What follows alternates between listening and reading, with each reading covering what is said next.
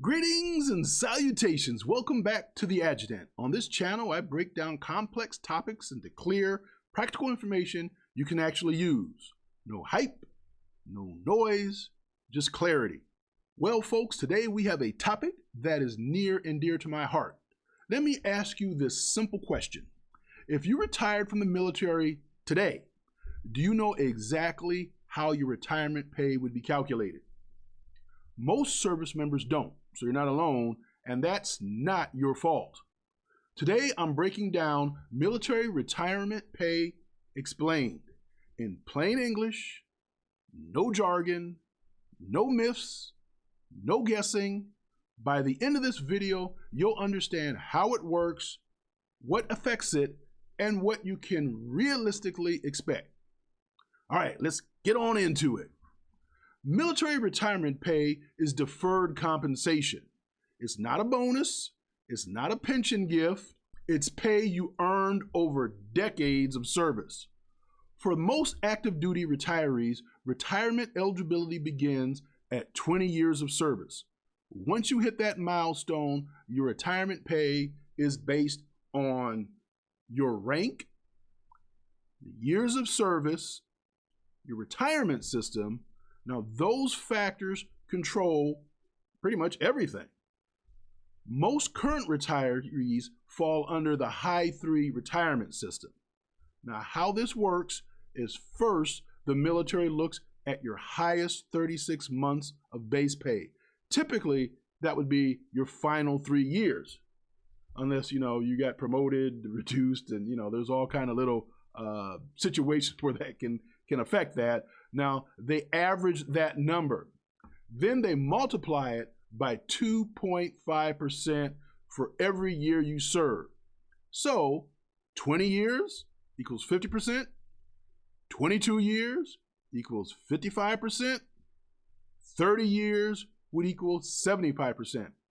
That percentage is applied to your high 3 average, and that becomes your monthly retirement pay for life. And by the way, folks, this is your base pay only. There's no BAH, there's no BAS. So let's look at a real world example, okay? We're gonna make this real. Say you retire as a E7 with 22 years of service. Your high 3 average base pay will probably be around $6,000 per month. So 22 years equals 55%. 55% of $6,000 is $3,300 per month. And by the way, folks, that's before taxes. That's over $39,000 per year, every year. But remember, folks, you're going to get a cost of living adjustments, your COLA. Now, that's real money. It's predictable income. And so it's something that is certainly can be relied upon. Now, one of the most underrated parts of the retirement pay is the cost of living adjustment, or COLA, as I mentioned earlier. Now, your retirement pay increases with inflation. That means as your check grows over time based on the amount of COLA each year. And that could be all over the board. I won't even begin to speculate. Your purchasing power is protected. And the reason your purchasing power is protected is because it is intended to keep up with inflation. You're not locked into a fixed dollar amount forever, and that is phenomenal. And you should understand, folks, very few civilian pensions still offer this. Now, what I also want to talk about are some myths. Let's clear up some of these myths. There's a lot of myths running around. Myth number 1, you need 30 years to retire. False.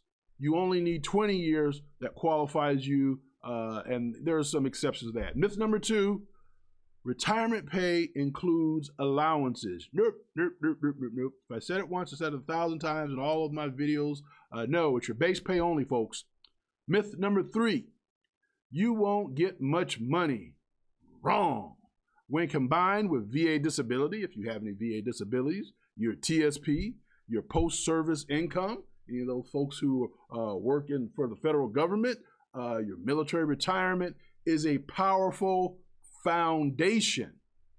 Now, you should also understand this matters early. The earlier you understand military retirement pay, the better decisions that you'll make. Now, again, that is whether to stay longer. You might decide, well, hey, if I stay a few, extra years, my income will certainly, my base, your pay would certainly go up. Whether to pursue that promotion, whether to switch components. I worked with somebody when I worked with the federal government after my retirement from the military. He actually served in the Army, Air Force, and Marines. Yes, Army, Air Force. He served in like 3 or 4 branches. So how to plan for your post-military life is also something. This isn't just about retirement, folks. It's about leverage. Military retirement pay isn't complicated. It's just poorly explained. And as a retiree, folks, I can tell you it was poorly explained to me. I went to law school as a college professor. I'm like, man, I wish somebody explained this to me because it's just, anyway. Now you know how it works. Now, if this video has helped you, hit that like, subscribe, and share it with someone who needs clarity, because informed service members make better decisions. Before we wrap up, I want to leave you with this. Information only matters if you understand it. And understanding gives you options, whether we're talking about military pay, benefits, travel, or just bigger life decisions. The goal here is always the same: clarity over confusion. Too many people move through systems they don't fully understand, and that costs them time, money, and peace of mind.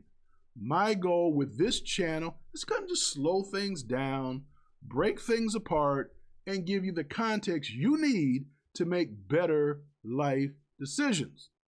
You don't need to know everything. You just need to know enough to ask the right questions, because that is where real leverage starts. If this video has helped you, hit the like button so it reaches the people who need it, and subscribe if you want clear, straightforward breakdowns without the noise. I read the comments, I pay attention to what you want covered next. I treat this channel like a conversation, and I certainly don't want this to be a lecture. Remember this, folks: your time matters, your decisions matter, and understanding the systems you're operating in matters more than most people realize. Stay informed, stay intentional. I wish you blessings and blessings. I am the Adjutant. I'll see you in the next one. Shalom.